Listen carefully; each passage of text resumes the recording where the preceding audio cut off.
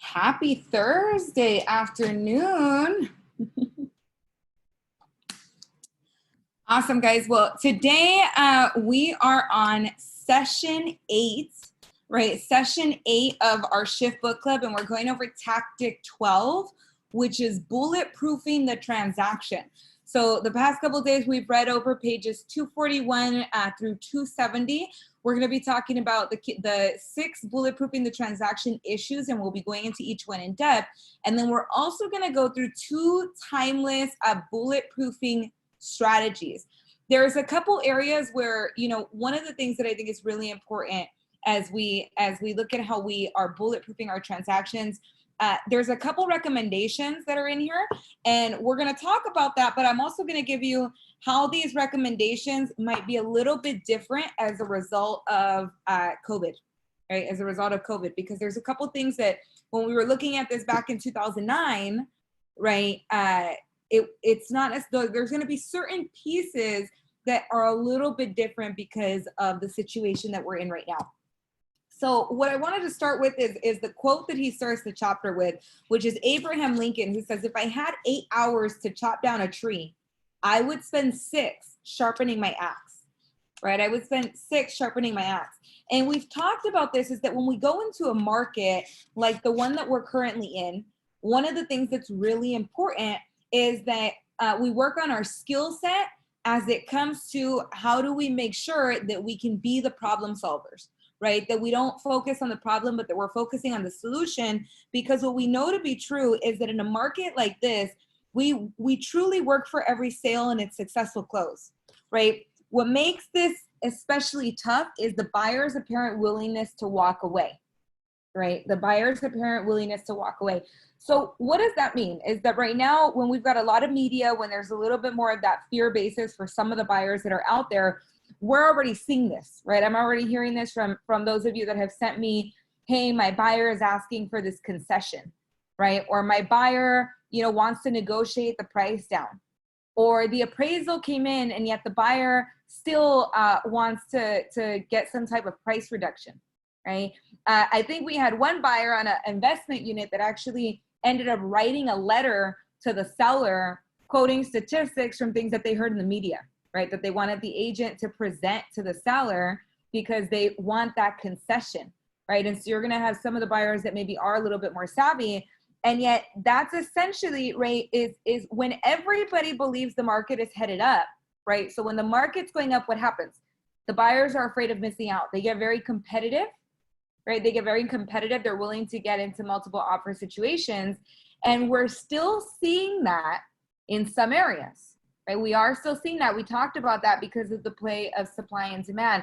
And yet once we see inventory start to increase, we're going to see the other side of that, right? Is that when everybody believes the market is headed down, buyers are afraid of sinking with the ship, right? They're afraid of making that decision. And so that's one of the reasons that it's going to be really important as we go through bulletproofing the transaction, because people are just more willing to rethink, right? They're more willing to be cautious. They're more willing to potentially even break their contract. And so Gary talks about his own experience in the business. He actually got into the business right before a shift. And he talks about how when he started, he opened 6 escrows within and closed 5 in his very first month in the business, right? He was at a peak of the market.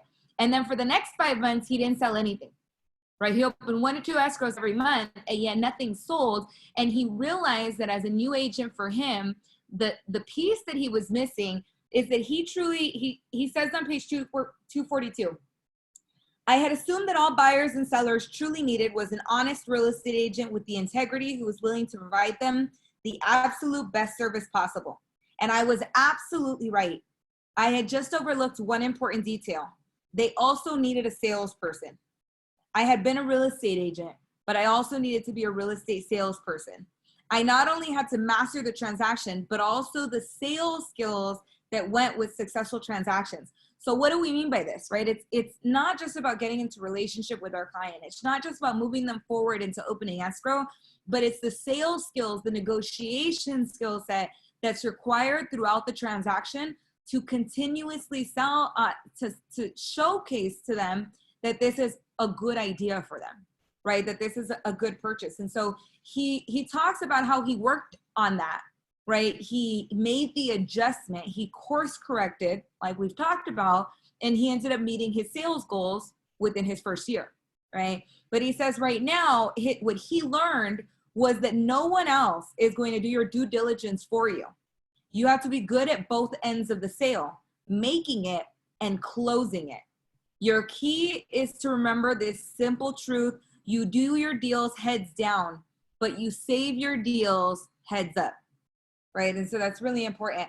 We're going to talk about the 6 different issues. If you go to page 246, right, it's the 6 bulletproofing transaction issues and solutions. So this is a really nice little chart that breaks them down, but we're actually going to go through a couple pieces on each one.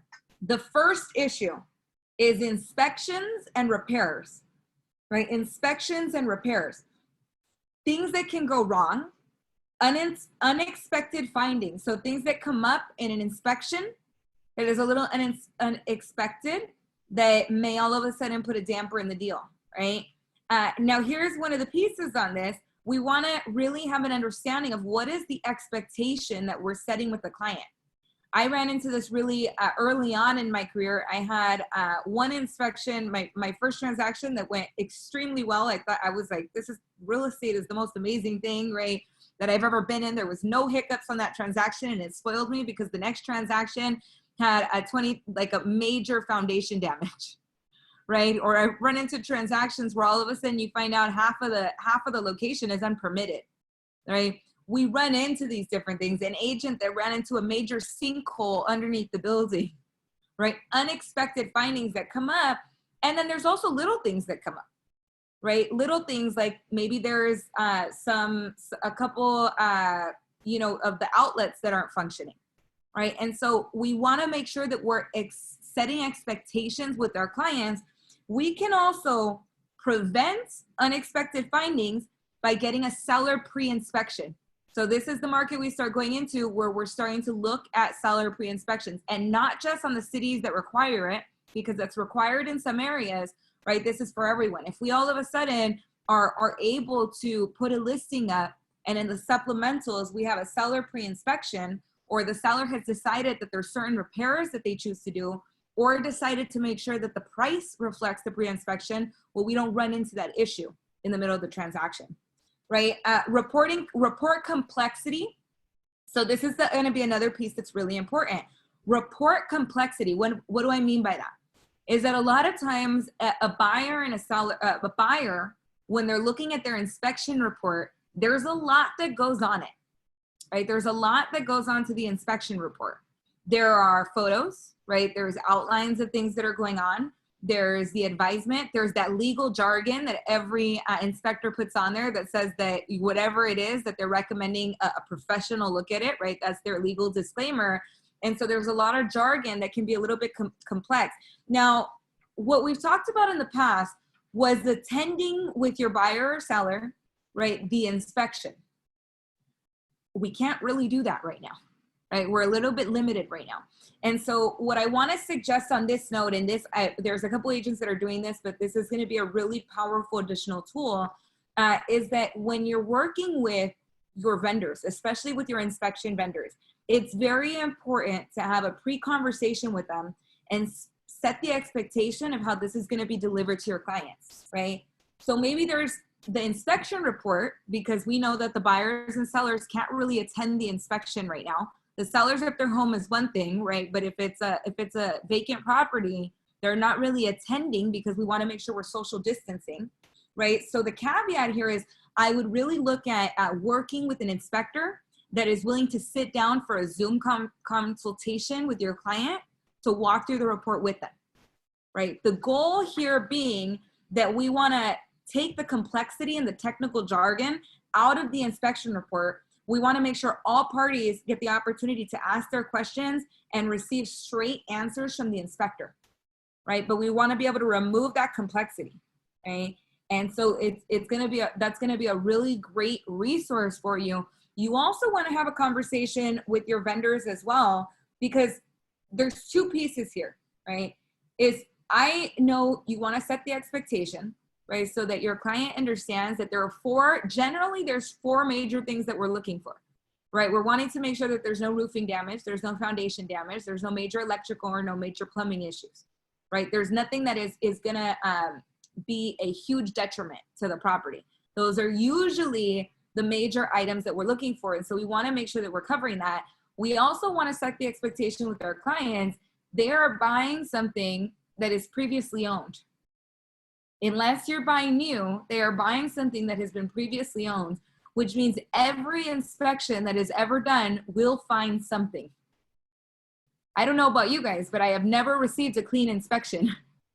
There is always something with a property, right? Because it's previously owned, people have lived there. And so we wanna make sure that we're setting that expectation, that we're being able to help the buyer understand whether the items that have been identified are gonna be detrimental to the structural integrity of the home, right? And I'll note, if it is, we also wanna be open to our clients about that, right? While our focus is saving a sale and moving our transaction forward, that will never be at the expense of our fiduciary duty to our client, right? But we do wanna make sure that our conversation is assumptive to a close while also providing our fiduciary duty to our client, right? If we can get the pre-inspection done, then you wanna do the same thing with your seller. The cost and who pays, right? The cost and who pays. So it's great in this type of environment to have some pre-negotiated limits, right? Especially if to set that expectation with your seller, right? So if you know they did a pre-inspection, or maybe they chose not to do a pre-inspection, but we've already identified that there are gonna be some things that could potentially stop a sale, might it not be in your best interest during the listing presentation to say, hey, Mr. Seller, you know, right now in this market, we are seeing that as things come up, it can move the transaction. So we would love that if we do go into escrow, right, we go in at a price, but we also should understand that if there's any issues that come up, we wanna have some preset, some preset limits on what this looks like. Or this is a great piece to include in a contract, right? Because what happens? The inspection comes up, and now the buyer wants to negotiate for everything on the contract because they're a little hesitant to move forward, right? Now, if you have that pre-expectation of, hey, Mr. Buyer, you know, if we find any items that are gonna be with structural things that actually deal with the structural integrity of the property, then we're gonna negotiate on that. But we have to have a limit on it because we know that the seller is not gonna move that much. So let's set an expectation of what that's gonna look like, right? So we wanna make sure those are conversations we're having up front. Timetable for repairs. Timetable for repairs. So here's the other piece. In a market like this, transactions tend to get drawn out very, very long. We've seen escrows that have already been extended, right? Extended 45 days. We don't want it to extend too long. So this is a really great conversation to have, or even something to include at the beginning of the deal, right? Is that, hey, we're accepting this offer. You have your X amount of days for your inspection, right? For the inspection. And there will be, if there are any repairs requested, this is the timetable, right? So you wanna have some idea of what these pre-negotiated time limits are gonna look like so that things are not drawn out, right? Here's the other thing, is if it's in the middle of the transaction, regardless of which client you are working with or representing, you wanna make sure that when the repair request is done, it is not a vague repair request, right? We don't wanna have something vague that says, you know, X to be completed, and it doesn't have a deadline. Because now you've opened up the opportunity for either party to delay the transaction. And especially right now, that's not something that we wanna do. So it might be a repair request that's saying, hey, we want X, Y, and Z completed. And if you're representing the buyer, you wanna make sure that you're including that timetable by X, right? And if you're representing the seller, you want to counter with a timetable and request the contingency removal at that time, right? So we want to make sure that we're staying to our timetables. The other piece here, if you can control the vendors, regardless of what side of the transaction you're on, I recommend it, right? If you are able to control who the vendor selection is, I know primarily in most markets, it's generally the seller that controls that. As we get into any type of less competition on the buyer side, the more you can control it regardless of what side you're at, you want to have these pre-conversations with your vendors, right? And you want to know who's going to be able to move forward and move forward in a timetable that you expect and that you trust, right? And doubt about worthiness. So this is something else that tends to come up with a lot of buyers, is they continuously, everything that comes up, they're in a little bit of fear mode, right? They're watching the media, they're seeing everything, and it's very easy for them to say, you know what, I want out, right? And so we want to make sure that we're continuously preparing our buyer, and we're setting those expectations, and we're reassuring them throughout. This is an opportunity to over communicate. Have a scheduled check-in with your clients regularly, right? Have a scheduled check-in. Even if that conversation, let's say you have a daily call or every other day call, even if that conversation becomes, hey, there's no update today, but I wanted to check in. Is there anything that's on your mind that you wanted, that you had a question about? Right? Even if that's the conversation, this is not the time to under communicate, right, with your clients. Now, that's our inspections and repairs. The second piece here is going to be the appraisals. So right now, as we start looking at the appraisal, we want to make sure that we're pricing ahead, right? There's going to be a couple things that happen here is as we start going into the appraisals, and I'll note, regardless of what market you're in, you always want to make sure that you're helping to guide the appraisal, right? So we're going to see financial institutions that begin to tighten up, or have already, we're starting to see appraisals come in low, right, that have already begun to tighten up their appraisal guidelines, right? They're not willing a lot sometimes to appraise it at full value if they feel the market is gonna fall, because that's their insurance, right? The property is essentially their insurance. So they don't wanna loan more than they feel it's worth, and as they continue to tighten up, or as they look at the pricing market, we need to be cognizant of that as well. And so there's a couple things that can go wrong. We can get an appraisal that's too low and doesn't support the price. We can get an appraisal that doesn't support the loan, or that doesn't match our original comparative market analysis, okay? And so what's gonna be really important here is that as we work through this, if the appraisal won't support the price, this is the time that we need to do one of two things. You wanna make sure that you're working with the appraiser, right? I was very big on any transaction that I ever did. If I had a particular price in mind, regardless if I was representing the seller or the buyer, I did a prepared packet that was for the appraiser that had the first page of the contract, right? Any price addendums that were done for the contract, right? And then in addition to that, I also wanted to include 3 comparables that supported my price, right? 3 comps that supported my price. Not a huge CMA, right? They're not going to look at a huge CMA. These were straight off the MLS, a straight, matrix piece, 3 sheets, 1 sheet of paper that had 3 properties on it that fit a couple different criteria, no more than a 15% square footage difference on the home, no more than a 15% square footage difference on the lot, right? Preferably a property that had sold within, when I was doing it, I would do the last 6 months, but if you could find anything sooner the better, right? The closer, the better. So if there's properties that have sold in the last month, in the last 3 months, 90 days, that would be what I would include. And no less than 1 mile away, also taking into consideration major changes in the landscape. So even if it's less than 1 mile, but it's on the other side of a freeway or in a different zip code, you're not going to want to include that, right? If you want to include what is similar, but you want to make sure that you're including those items so that you can help support the price. Appraisers appreciate it, right?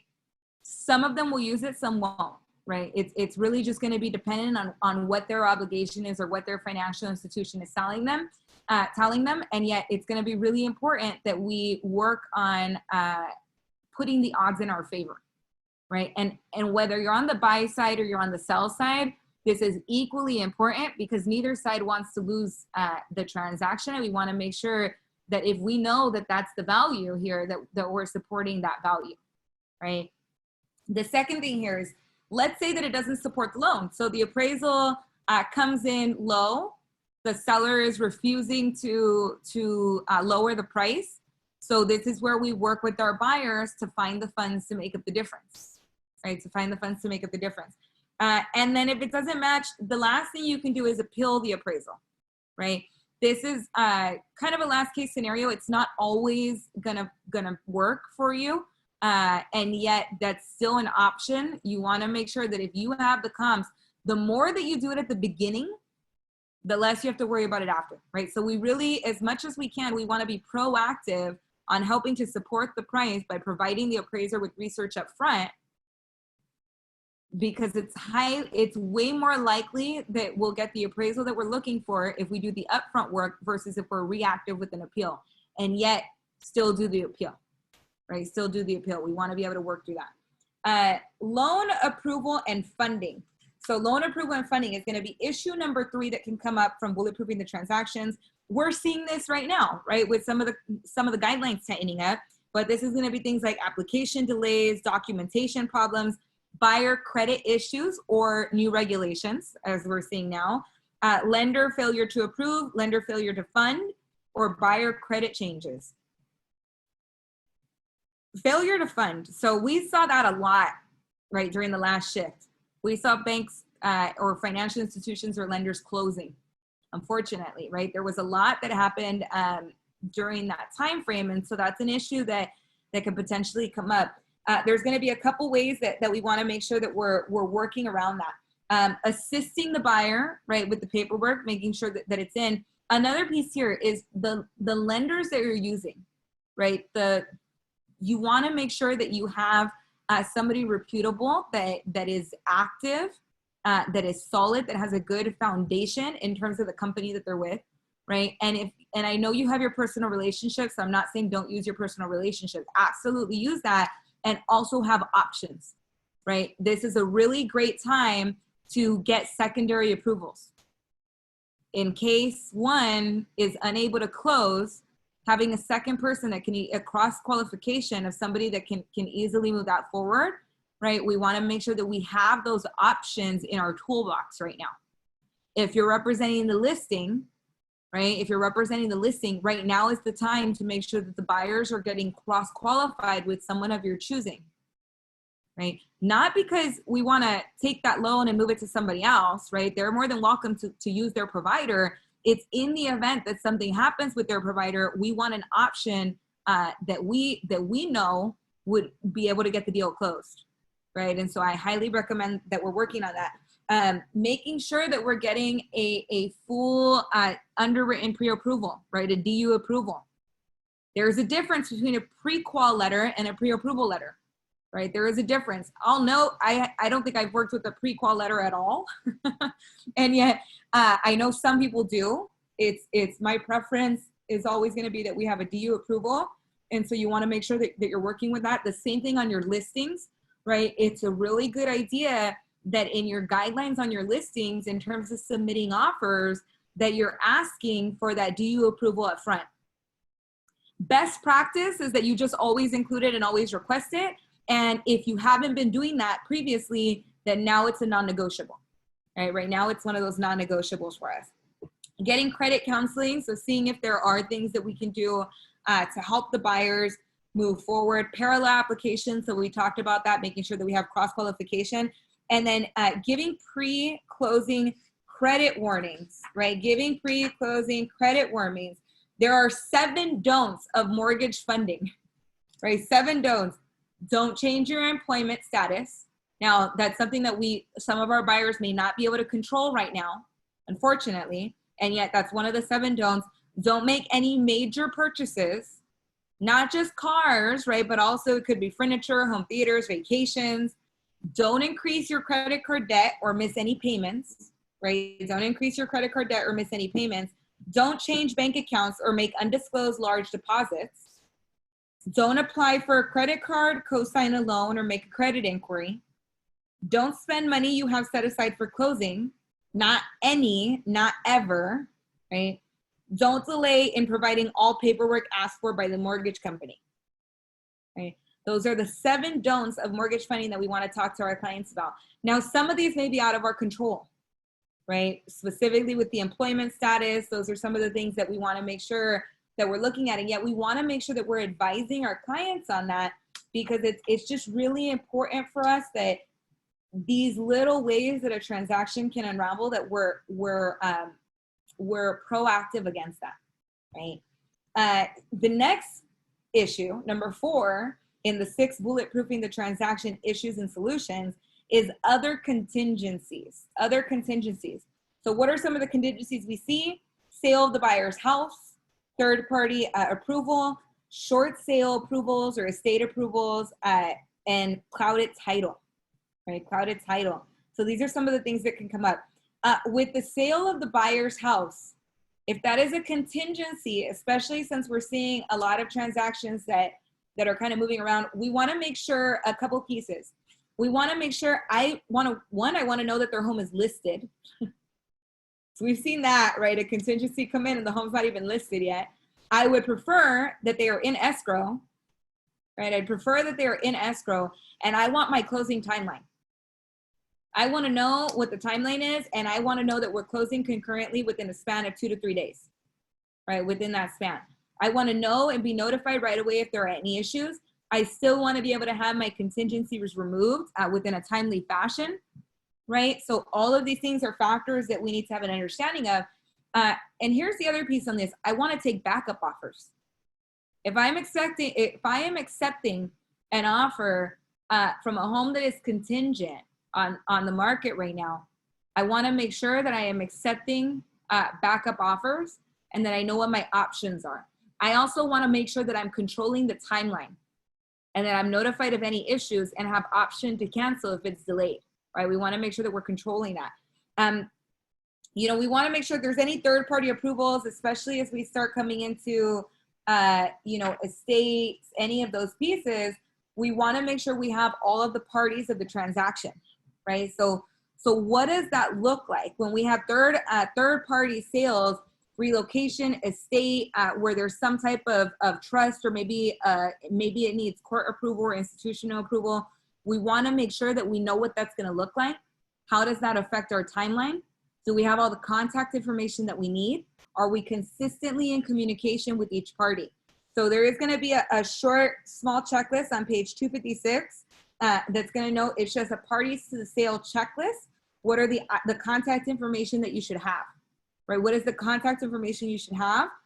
Preferred methods and times of contact. It's just making sure that you know what that time frame that's going to look like, that you know everybody that's included in that particular transaction, and that you can, have that information up front. On clouded title, so a couple factors here that are going to be a little bit different. One, we always want to do a preliminary title search, right? We always want to do a preliminary title search. Here's the extra piece. If there's any issue with the title right now, our conversation needs to be a little bit deeper, because there are certain things that are affected by the courts not necessarily being fully functioning that may not have been affected in 2009, right? So it looks a little bit different right now because of the Safer at Home order, that we know that specific counties and specific cities, as it comes to the court, there are certain activities they are able to do, and there's certain activities that they are not able to do right now, or that are delayed. And so we want to make sure we're pulling the preliminary title report very, very quickly. I would pull the prelim at listing, not just during the transaction, right? We need to be pulling the preliminary report at time of listing the transaction, not only once we're already in escrow, because we want to make sure that we can anticipate what some of these items are, and that if we can, take care of them beforehand, right? Before now all of a sudden we're in escrow and now we're delaying both parties, and now we've done all this additional work, right? We want to make sure that we're taking care of that beforehand, especially right now, because what you may have been able to do before with a great title officer, they may not be able to do right now because of the courts. Okay, so that's extremely, extremely important. The co-op agent, right? So I saw a reaction there. The co-op agent, there's going to be a couple things here, and there's ways that we can prevent it, right? There are agents that have not been through a shift before, right? There are agents that maybe this is the first time that they're experiencing something like this, and that's okay. That's not to say that there's any issue with that. It's just we want to make sure that there's no bad advice or miscommunications. There can potentially be some inattention to detail or poor selection of vendor services. we want to clarify our message and our intentions up front. What does that look like? Right now, more than ever, especially as we open escrow, one, there is no negotiation that should happen only over email. There has to be phone calls and conversations for everything. There has to be. That should happen irregardless, best practices, right? I'm a big believer that a lot of the negotiation happens over the phone in order for you to move forward, and that you have to have those conversations, right? You have to have those conversations, which need to be then backed up in writing, right? They need to be backed up in writing, right? But we want to be able to, instead of going back and forth again and again on emails, we want to make sure that we solidify what is this going to look like, and then we move forward and put that in writing and into contracts. Now, what I would highly recommend is that once you open escrow, that part of the expectation is that you're going to sit down on some type of meeting right now via Zoom, right? This could be a quick Zoom meeting, so you can set the expectation of, hey, these are what the timelines are. We want to make sure that we're on the same page of the timeline. This is who the vendors are going to be. We want to make sure we have that expectation set, right, in advance, and that you can plan and agree on some of those key deadlines, because the negotiation happens up front, right? Once we're in the transaction together, you have the same goal. You both want to be able to move forward, close the transaction, and provide the best fiduciary service to your client. And so the best opportunity right now for you to get on the same page about that is at the beginning of the transaction, right? Is at the beginning of the transaction. Because here's one of my biggest things. We have to be able to take ownership of a situation.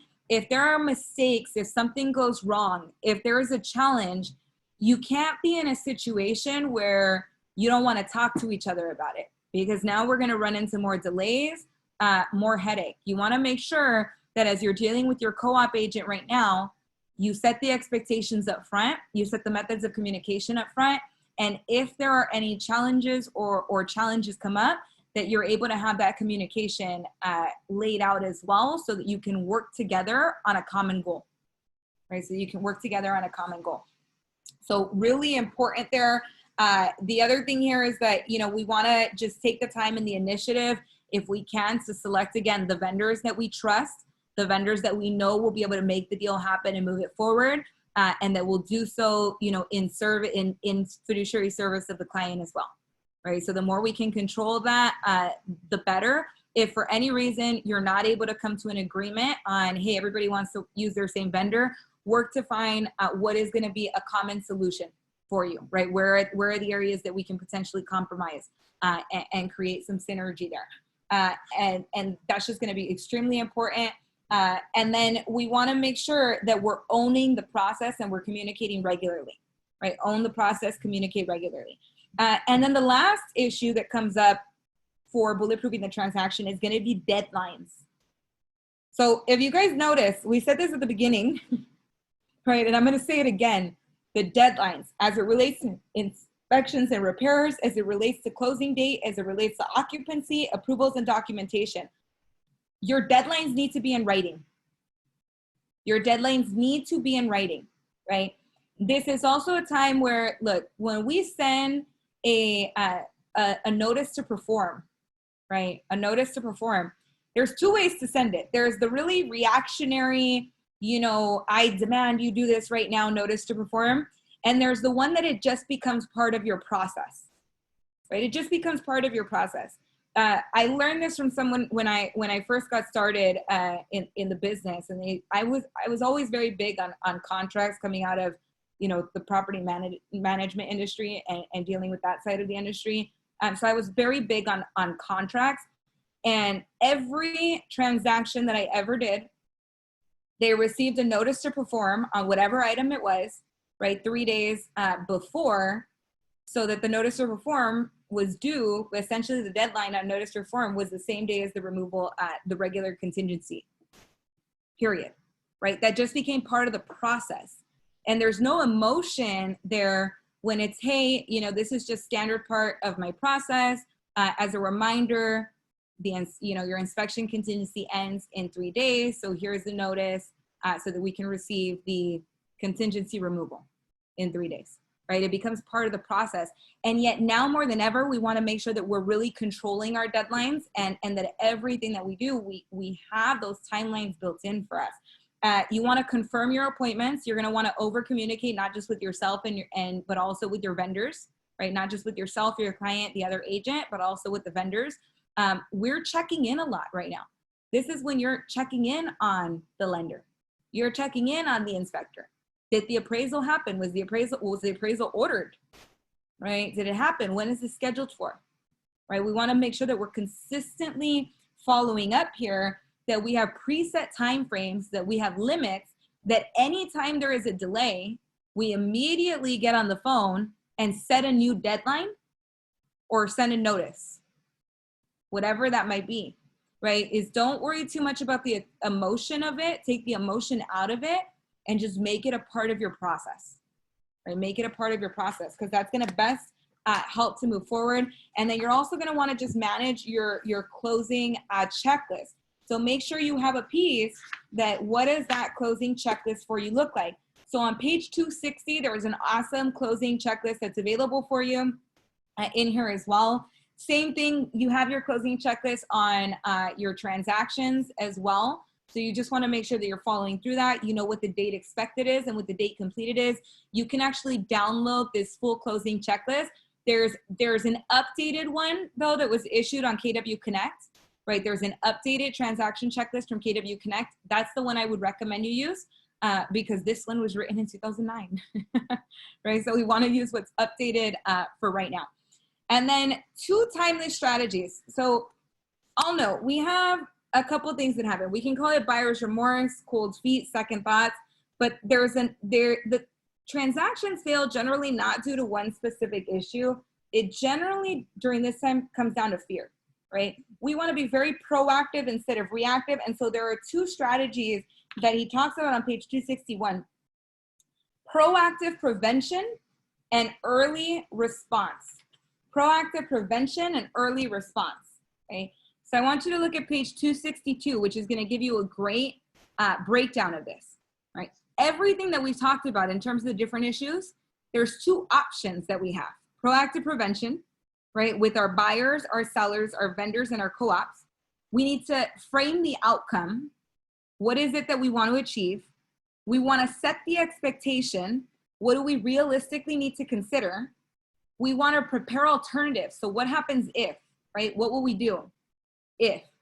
And we want the reassurance. We want to make sure that we're on track, we're ahead of the game, we're doing fine, right?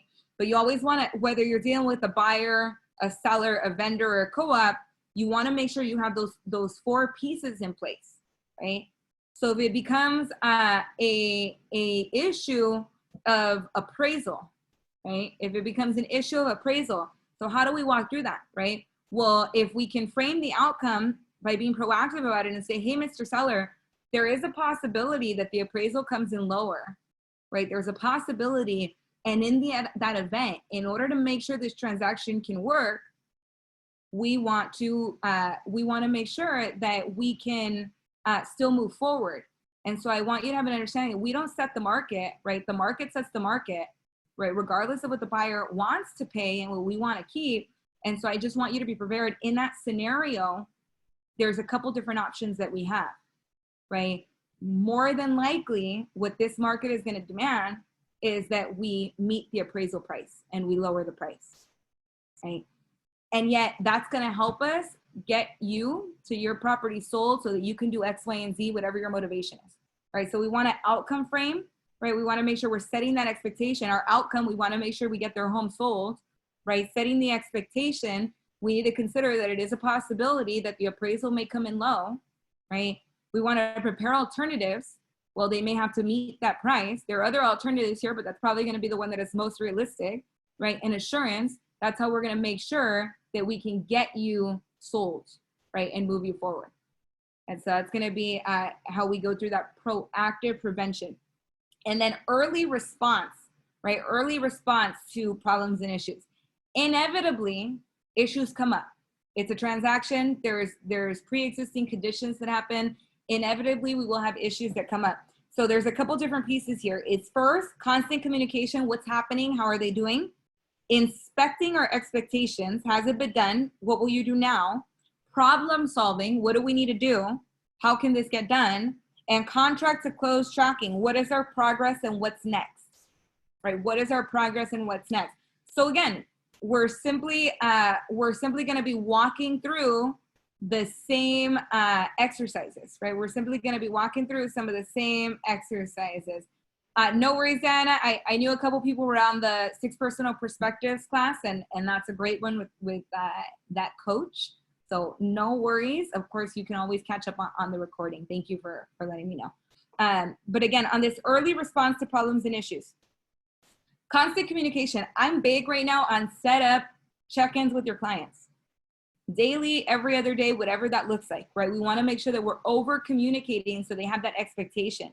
Now, again, whenever an issue comes up, we want to inspect our expectation. So going back to the example of appraisal, right? We're constantly communicating. Yes, the appraisal has been ordered. No, the appraisal hasn't been ordered. I want to find out what's going on with that. Inspecting our expectations. Has it been done? Was the appraisal ordered? Has the appraisal come in?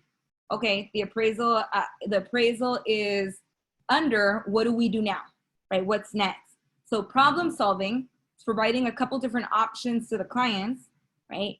Providing those different options that we talked about to the clients, and then contract to close tracking.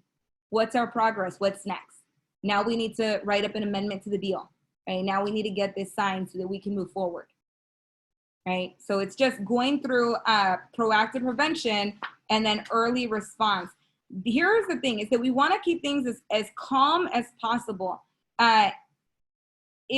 It's just a matter of being the reassurance that our client needs right now, right? Being the constant, being the one that is just helping them move that forward. In reality, the real estate business, it has a beginning and it has an end, and both are really critical to our success, right? We can get somebody into escrow, and yet again, we need the skills to be able to get them to close, right? We need the skill set to be able to get them to close. We have to lead generate for our buyers and sellers, but we have to help everyone move forward in a satisfactory way.